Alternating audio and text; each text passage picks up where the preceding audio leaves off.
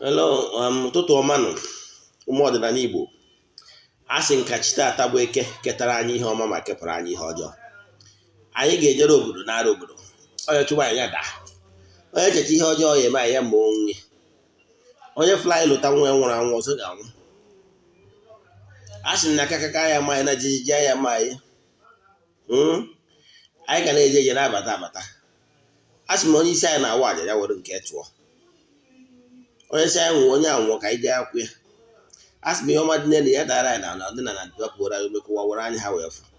Onye si ihe anyị ji wee nọrọ anyị nọgbuo onye a na ndụ. Onye si ihe anyị ji wee dịrị anyị dịgbuo onye a na ndụ. Ise. Aka m bụkwa onye nke gị Ogbuefi EZE-ANA Ugochi tubelu oraifite. Abụ m onye nchụaja na Ugochi tubelu ọdịnala temple. Anyị na-agba afa miri emi lụkwazị ọrụ mmụọ dị iche iche. Abụkwazị m onye nchụaja na Odinana Restoration Prayer Ministry. Bụrụ onye mgbasa ozi ọdịnala Igbo. My mission is to help people live better life. N'oge awa nke eziokwu n'ụbọchị taa, ihe anyị ga-akọwa gbasara ya bụ the importance of mentorship, especially nye ndị akpọrọ ọrụ. Onye bụ isiokwu anyị n'ụbọchị taa. Mana before m gaa n'iru ka mmụọ ọkwa dị mkpa. Nke mbụgoro bụ akụzi n'ọta ebezi narịrị na o nwere ndị ọnọdụ ha ka nke gị njọ, mana taa they are smiling because they determine to succeed and do the needful. Ọnọdụ ahụ adịrọ mma na ndụ gị ga-agbanwerịrị ma ọ bụrụ na ị kwelụ ma kpebie. Nke a bụ ofu. Nke ọzọ bụ na aja anyị na-achụ kwa ọnwa. Nke ọnwa April anyị emechigo nke ọnwa March. Nke ọnwa April ga-ebido na April 6. Ọ bụrụ na ị chọrọ isonye na ya bụ aja, send alụ message na WhatsApp. Ihe anyị niile n'ebe nọ bụ 3 prayer requests. Then we donate a token to our account. Then iwe sonye na ya bụ aja a na-achụ n'igwe. A sị m na Amaka ga-emerụ nwoke merụ nwaanyị. Na-ekwu when you are facing a lot of challenges of life, what you don't like is happening around you. Don't keep quiet. Keeping quiet means they are comfortable with what is happening around you. A sị na onye ọ na-eme omume na-ebe obube na nwatakịrị kwuo ebe o si abịa enyere ya aka. Akwụkwọ ndị ụka ọbịa kwuo na Matthew 7:7 si yọọ ị ga-ayọta, chọọ ị ga-achọta, kwụọ aka na ga-emeghere gị. So ọ bụrụ na you feel so reluctant, you feel so calm, believing na ihe na-eme gị na ọ dịghị nwere ike ime, a sị na onye kwechi ekwe, you must get angry concerning your condition that is not palatable. When negative things are happening around you, don't keep quiet. A sị na ọ gbara nkịtị kwere ekwe. You must show the satisfaction to any ugly situation that is happening around you and your family. Onye kwuo ebe ọ na-abịa maka ya esinyere ya aka, ị ga-egosirịrị na ihe a na-emenụ abụrụ etu o kwesịrị ịdị. Therefore help wee bịa. Nke ọzọ ị kwesịrị ịma bụ na ebe ọ bụ na Chukwu nke igwe na-azụ ihe niile o kere nri, take care of every creature. Even nnụnụ nke igwe na-azụ nụ na mmiri, ha enwere ubi ma ọ bụ ọba, mana Chukwu nke igwe na-azụ ha nri. Ọ bụrụ na Chukwu nke igwe ga-azụ ndị anyị enwere ihe a na-eme nri, kerezi maka gị nwa na onwe gị bụ mma nke ndụ mmadụ, kerezi maka gị nwa na onwe gị bụ higher animal. Ị kwesịrị ịkwọta at least ihe ị ga-eri akwesịrị ịbụ a problem, maka na o kwere nkwa na ndị nke ụbọchị anyị bụ sure. So ọ bụrụ na ọ kọrọ ka onye ga-ebite to the extent that he can't even eat, then there is challenge. If you cannot pay your bills, there is challenge. Stop keeping quiet. Stop keeping calm when those things, negative things are happening, and you know that all is not well. Onye yoba enye, onye chọkwa n'ofu. I can just say my life is all about choice. You know what I mean? So maybe I've about those negative things. Consistency is the key. If matter exactly here with your challenges, and they matter here with your challenges, a man can guess who will solve here. Need to go it all is not even a problem. You keep on seeking. You understand? You keep on seeking. By so doing, now you're cheating is more than a house. I direct you to the right person. Only can solve your problem. Example, Obudi Boja Bololo. Isiokwu anyị n'ụbọchị taa. You must seek for mentorship. Ọ na-ahụ ihe ọ dị mwute tata yesterday emere m post na Facebook kọwalụ ndị mmadụ the importance of mentorship. N'Igbo onye agbara ọrụ weda ma ị na-arụ n'ụka ma ị na-arụ n'ọdịnala, onye agbara ọrụ bụ onye agbara ọrụ, mana inwe problem ọgba nwere ọ kachasị anyị bụ ndị Igbo. Anyị adị amụzi ọrụ, anyị ewuzi ndị ọkụrụ ọgwọ, onye pụta ọ na-eklem ihe ọ maghị. Enwere the do's and the don'ts in everything. Ọ na ọ dị pụta kịta esi na inwere agwụ amamihe dị afọ na ịnidro education na imeji akwụkwọ mara 1+1. Onye na-akụ ihe abụ adult nonsense ọ na-akụ. The spirit will only guide you in spiritual matters. Earthly knowledge will guide you in earthly matters. Amamihe. Mana ọ bụrụ na ị refusuru ịmụ the ethics of every profession, then you are bound to be making some serious mistakes that will even cost you even your life. That ignorance a na-enwekarị dịkarị n'etiti ụfọdụ ndị ọdịnala maka na social media pụtara yesterday. Enwezi a lot of ndị ọkụrụ ọgwọ ihe ọma bụ ide esonye na grupu dị iche iche, ihe ọma bụ ije na YouTube, ije na sonye some prominent people on social media, listening to their messages. Onwetacha their messages or copy ya without even giving credit to the originator of that particular knowledge. That is the highest crime some of them are indulging in.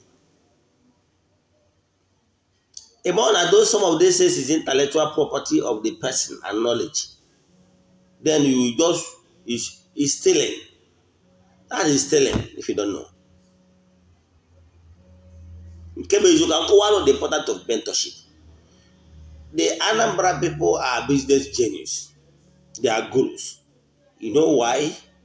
Because of the power of mentorship that is transferable. Why adequate Anambra man is so successful? I'm sorry to say it, but it's fact. The reason is that the ordinary Anambra man believe in mentorship. Nani Igbo anyị na-akpọ ya Igba-boy, apprentice. Very important. Ị nwere ike iji onye je mụọ ahịa edeghị anya na ndị be unu ji ego, you feel that na ị nwere ike inwewe ego ị ga-eji wee set up your business. Wee compare onye gbara boy for 5, 6, 7 years. It can never be the same. Like some great lawyers, even great lawyers, do normally go to another person's chamber. That you, even a lawyer, first class lawyers, will still go to, that know they are law school, you will still go to another legal room in a chamber to learn the ropes. He must learn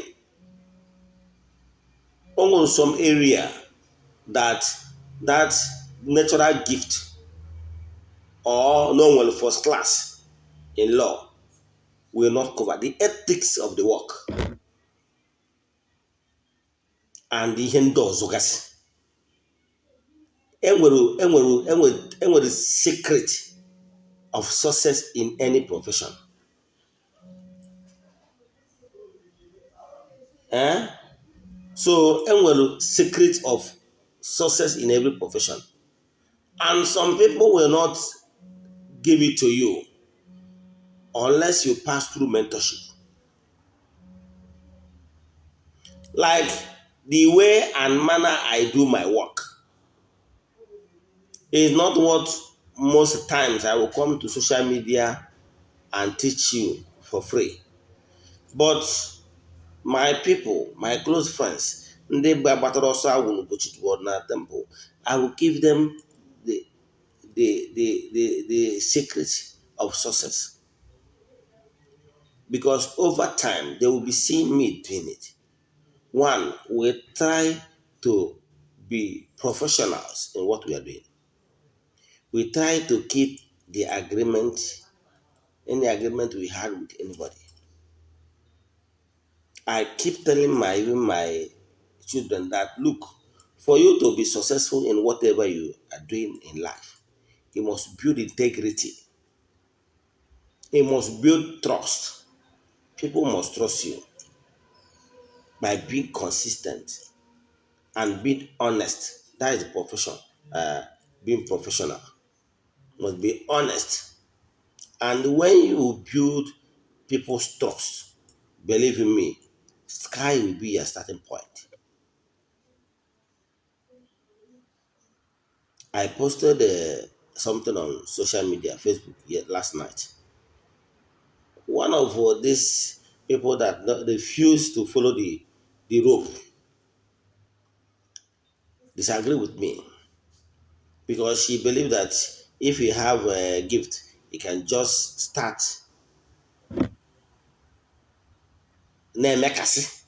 Ihe mkpọrọ ụgbọ most of them na-eme mmekasị. Even the Lagos Business School, someone told me that they have already started course in apprenticeship, mentorship, the importance and the secret behind that method called apprenticeship.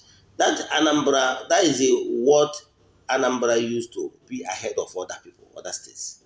Because on the Anambra Bidoro, that's Igba-boy.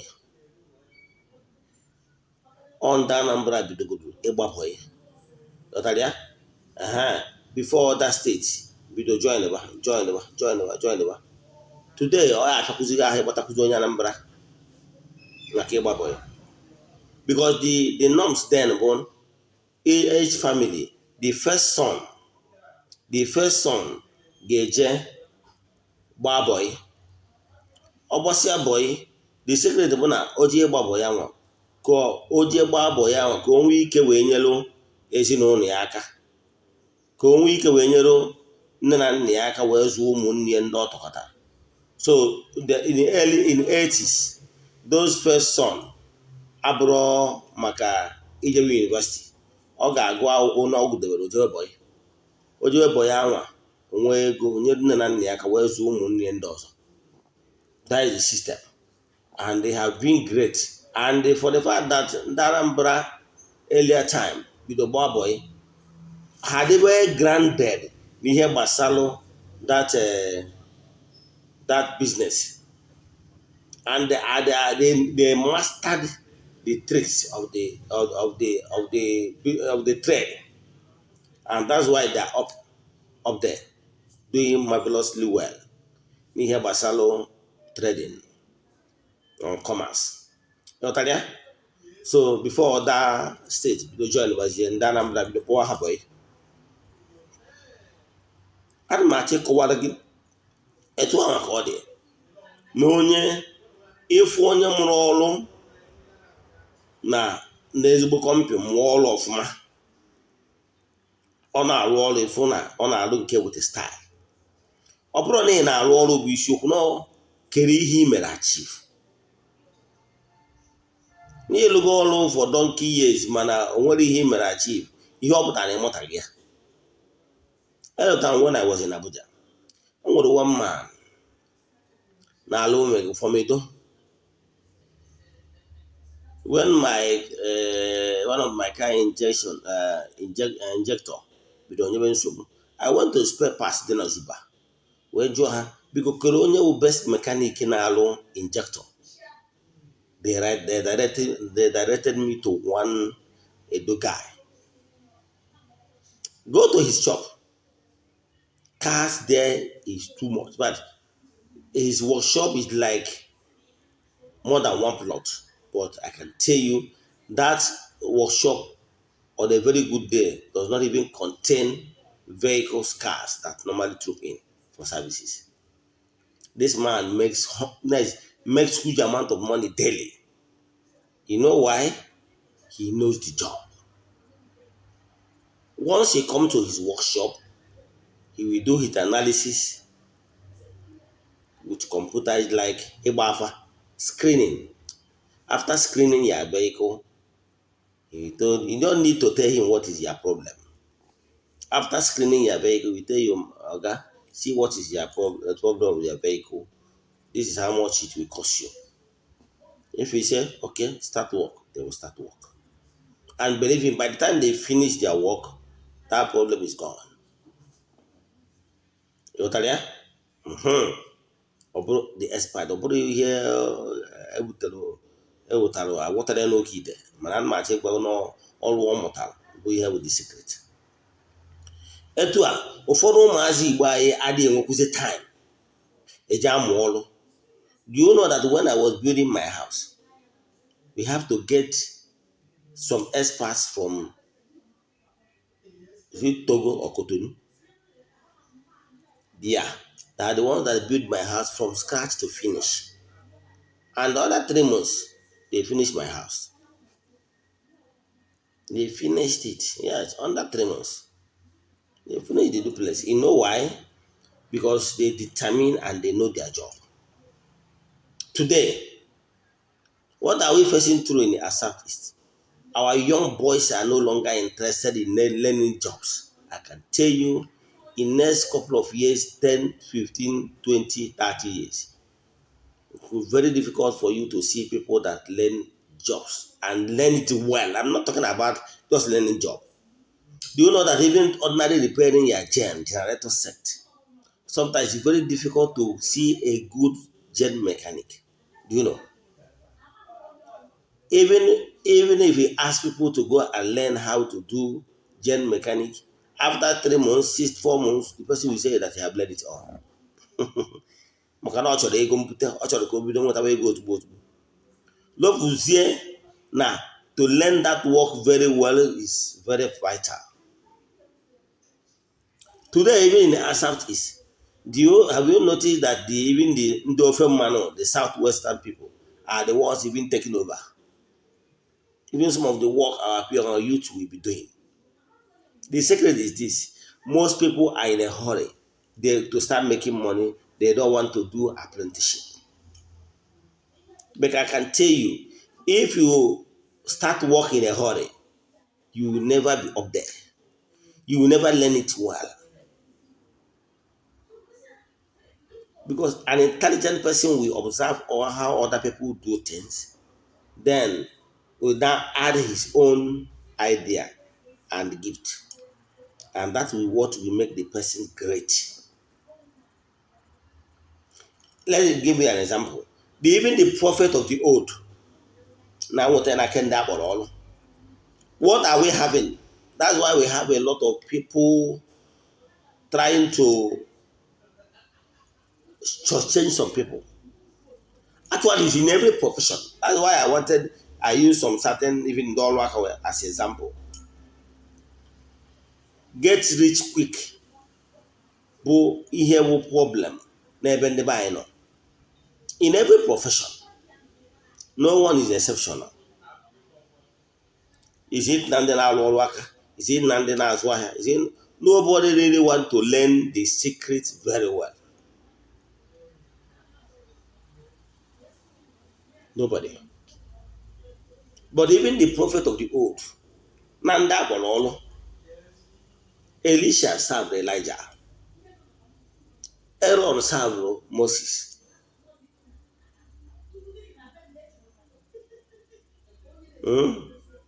Samuel served Eli. And so on and so forth. I'm not even talking about the 12 disciples that served Jesus. Somebody must mentor you if you really want to be great. But what are we seeing in social media? Gary Mako. I will think I don't know for the he could see about Odinana. A lot of people will be accused so many times. Now clear putting them mad into confusion. I can want them mad. Follow who no road. If you want to listen to many teachings that is flying here and there, look for an authority in Odinana. Following one person is even okay, so that you will not even get yourself confused. Some people will be teaching this, some will be teaching that, because a more coordinated arrangement. Because more than half of people you are seeing on social media as whether I call it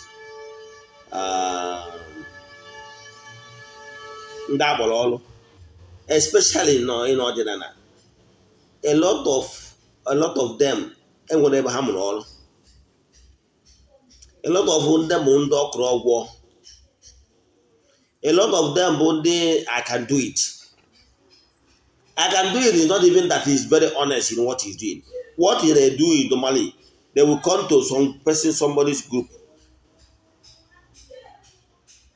learn what the person is teaching.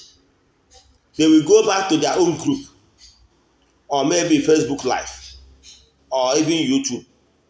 Go there and start teaching almost the same thing. Maybe add one or two things and claim the author of the thing. Because for the fact they are doing so, for them it's not necessary for any mentoring, because they hope that they will keep on stealing from people's gift. That is why one is one you could see one day. We're not one of them Madonna. The Hagi Messia period one. Where Nemenka. Yeni no kuzu abrea. Out against the spirit of Odinana. What's the matter? What this person is teaching is not Odinana. But before I do that, a lot of people have started copying what she's teaching. Teaching is woman, it was like going for viral. Now I stood up, I said no. This is not true. I have to give lecture on that, clear that someone remains someone. Well, your whole father. Only an accusation on the India, saying Nige wipe course, Nige Jemenka. Keri, why no use but enable money? Why no use but every family? Why no use but we achieve great things? No, we go na family. Ọbụna akụziri ndị mmadụ oge na-abịakwa oge ndị mmadụ ebido tibero their boyfriend bezira blood na ihe a na-enye. Some of them are teaching is not even ordinary. If you are the type that normally watch so many of them, you will see that very contradictory. What some are teaching are not even ordinary. That's why I say know who you are following. Follow somebody that is an ordinary authority in Odinana. Some are not even, some of the people that is teaching some of these things are not even in any Odinana group, even in their village or anywhere. Some of them are even in township. Some of them are in town. Maybe Aba, maybe Port Harcourt, maybe Abuja, maybe Lagos, they are not even in this. They don't even belong to any Odinana group. It's not as if they are learning anything from any group to recognize Odinana. But ihe obi gwara ya, whether ma agwụ ọ na-enye nke ọma ma ọ na-enye nke ọjọọ, maka na ọbụrụ mmadụ niile nwere ezigbo oke agwụ ọbịa na-akụzi. Maka mmadụ ji wee sị m taa na ya nidoro ịgba bọị, na ya nidoro ịmụ n'ọjọọ si ọbịa na Facebook ọ na-akụzi ihe sọrọ ya. So iweruzie ndị mmadụ wee na-eme try and error, iweruzie ndị mmadụ wee na-amụ ọrụ. It's very shameful. Ozi na-ezi tatawo ndị akpọrọ ọrụ ka na-ezi ya. You must do the needful, and the needful ị ga-emewu, ị ga-ahọdịrị humble enough to learn the do's and the don'ts. You must be humble enough. Humble yourself for once. Stop over-prouding yourself. Stop over-prouding yourself. You don't need it. Stop over-prouding yourself. Humble yourself. You go and learn work. That's what we call oso agwu. Ị ga-agba ọsọ agwụ. Ịgbaju ọsọ agwụ ka ị mụọ ya. Ọ bụrụ na ị nwere call, no. Mana gịnị bụ ọsọ agwụ? Ọsọ agwụ bụ nke bụ eziokwu na onye ọbụla enwere call si na ka o je mụọ dibia ma ọ eze nwanyị. We never go far. You know why? The work abụrụ ọrụ eji just knowledge ma ọ bụ as in ọ bụrụ ihe eji technical know-how alụ. Because even if you see somebody where somebody is doing maybe Ikendamo's example, learning the work when the person is tying it is not even the secret. The main thing is inwelu nnukwu agwụ na oke mmụọ na arụsị na-aba aka ọrụ gị ga-abụ ikwubi okwu wee nye ndị amoosu iwu na bido taa they cease to operate na ndụ onye dị etu a, they obey. Mana ọ bụrụ na mmụọ sogbu na ị nwere the calling ikwu okwu tie ọfọ n'ala, ọ dị etu ahụ isikwu. Maka na okwu adịghị n'ọrụ ofeke n'ọnụ dibịa ka ọ na-ele. Ọ bụrụ na ikwuchi okwu dibịa na-awa okwuchi okwu ọ gara ile, onye ọ bụ dibịa, ọ bụrụ dibịa, ịghọtara ya? So na mmụọ ga-aba akịrị gị. So ọ dịrọ ka trade ị nwere ike ije mmụọ uche ya akọ na uche ibido ọrụ ya. No, ọrụ a needed one. The technical know-how must be there. Ị ga-ama dị ka esi eweta 1+1.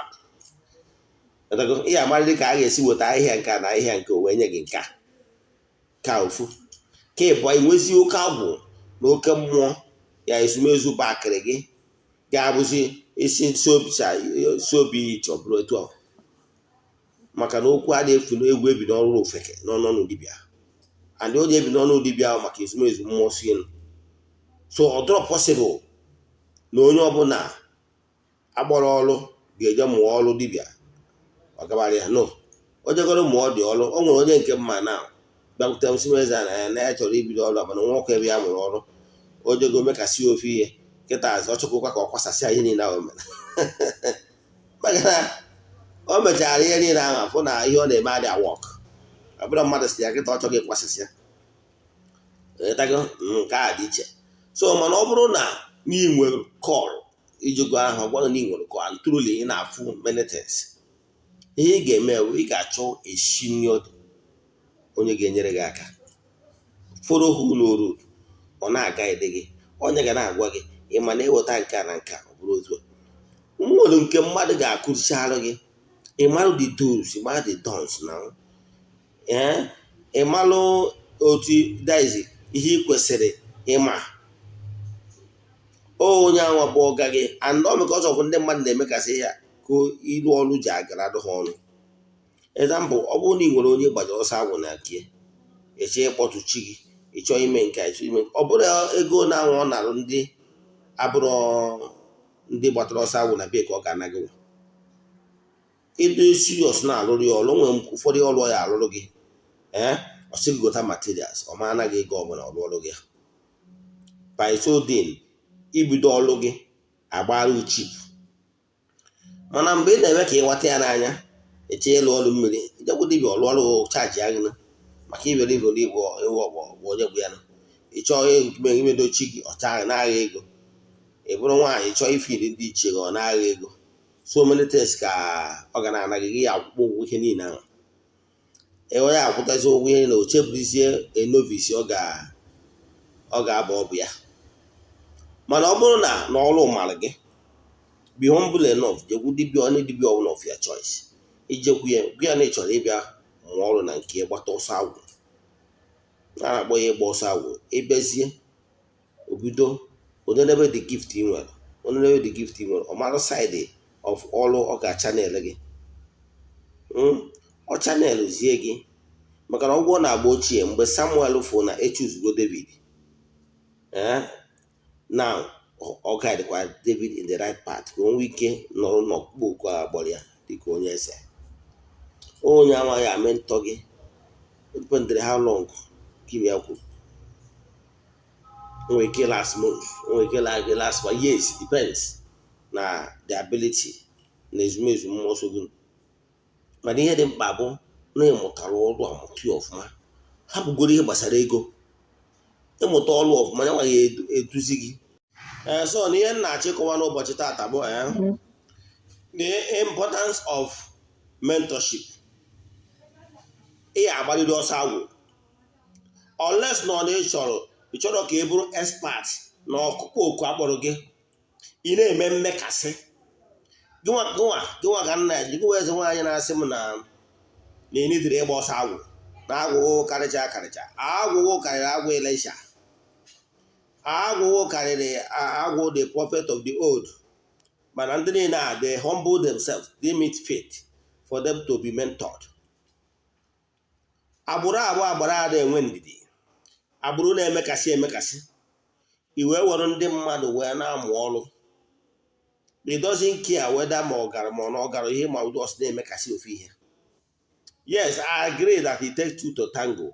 Na in as much as onye na-arụ ọrụ na-arụ ọrụ, na onye a na-arụkwara ọrụ nwekwara ihe ọ ga-eme na his own end ka o wee gazie. Yes, because onye Chukwu na-azọ onwe ya, meaning that na gị nwa a na-arụrụ ọrụ nwere ya own part to play.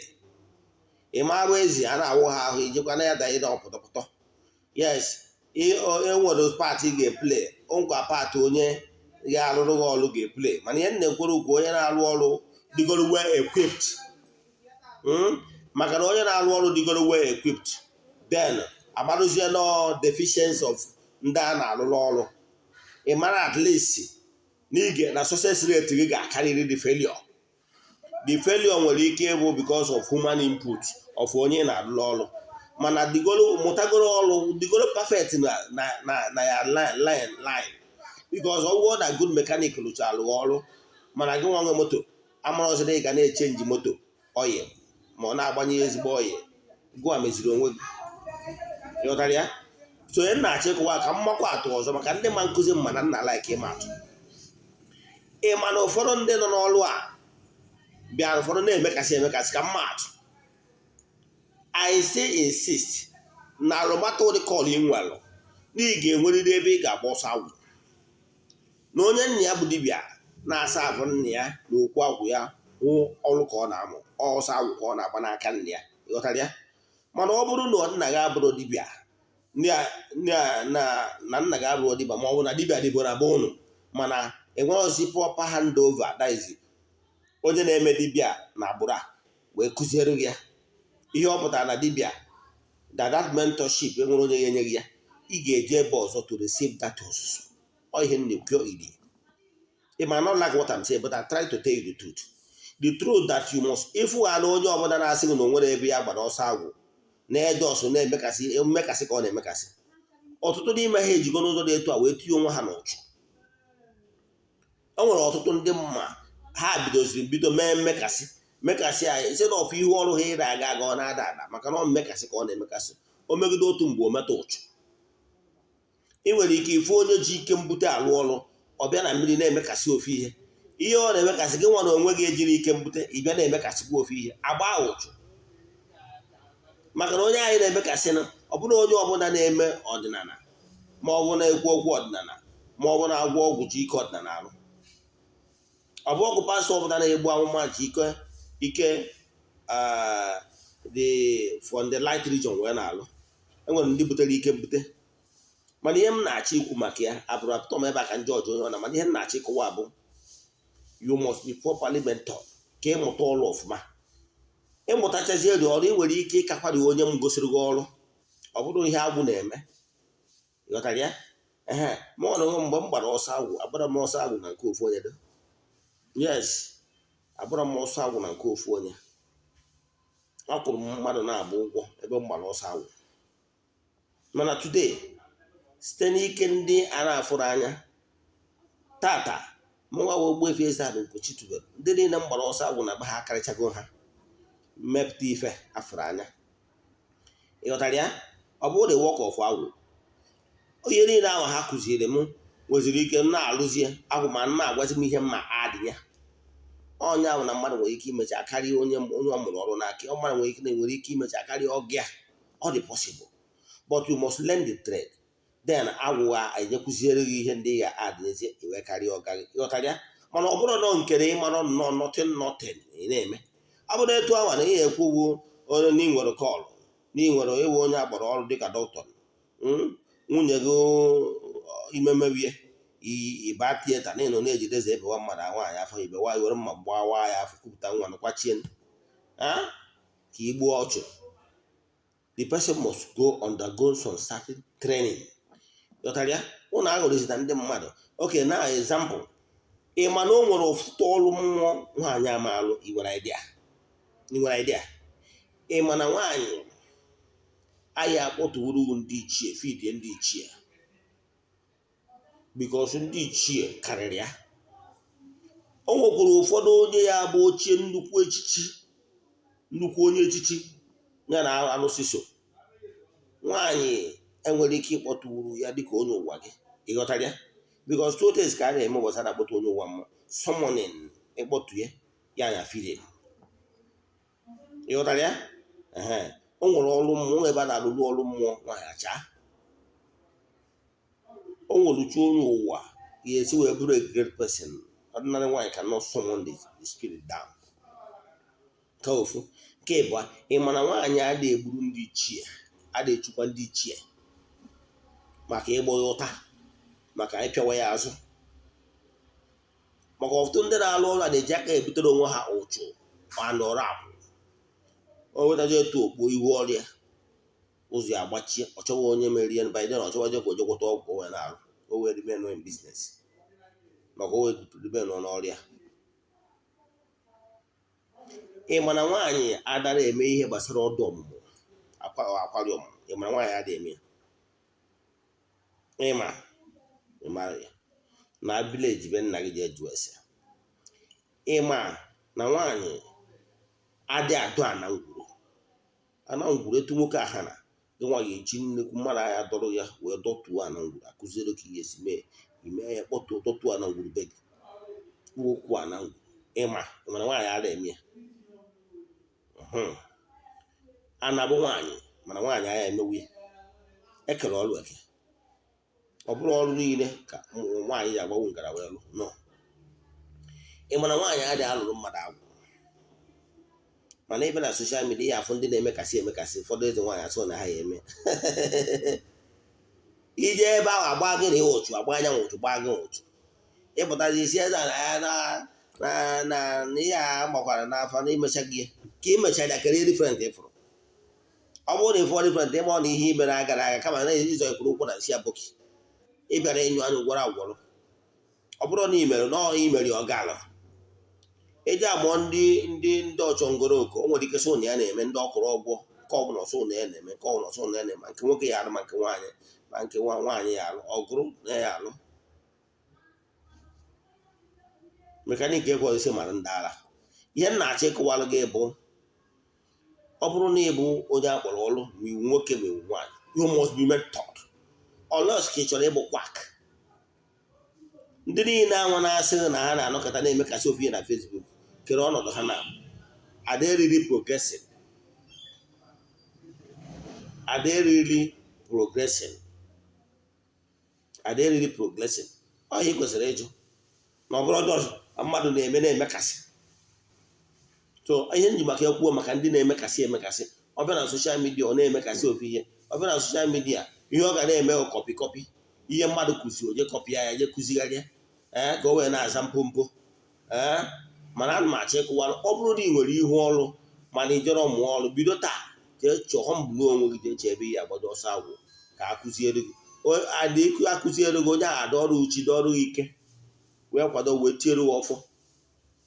Onye a ga-eso kwudoro gị, onye ahụ na nwere ihe ọrụ ị ga na-alụ ọ na-agbado gị ya mentọ abakịa gị sị gị mee ya etu a mee ya etu a mee ya etu a. Onye batago na ọ bụrụ surgeon doctor, o nwere ụdị operation ọ ga-awa obi ukwu o jee kpọọ surgeon, great surgeon, chief surgeon ọ bịa nọnyere ya. Ha nwere ike ịdị dọkịta na ma ọ bụ ịtọ mbọsị a na-eme operation. Ịghọtara ya? Ịbụ na onye ya abụghị nọkọta ịkụrụ ọgwụgwọ nke ọbụla ise na-eme alụ nke ịmaghị alụ ijekwa onye ma alụ onyere gị aka. You must be mentored properly and that is the secret of success.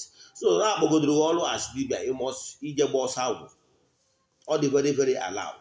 So ọ bụrụ na o nwere ajụjụ ị nwere na nkụzi a nkụzi tata ma ọ na o nwere ihe ịghọtara na nkụzi Igbo ma ọ bụ ihe ọ na-agbagoju gị anya n'ọdịnala Igbo, send alụ m meseji na WhatsApp 08057837672 ma ọ were aha nje chọọ na YouTube Ogbuefi EZE-ANA Ugochi tubelu oraifite acha na meseji aga m enyere gị aka. Ọ bụrụ na ịwa ọchịcha vidiyo a ịtụsara ya ndị ya dị ụnụ ya gazie nụ n'ọfọ.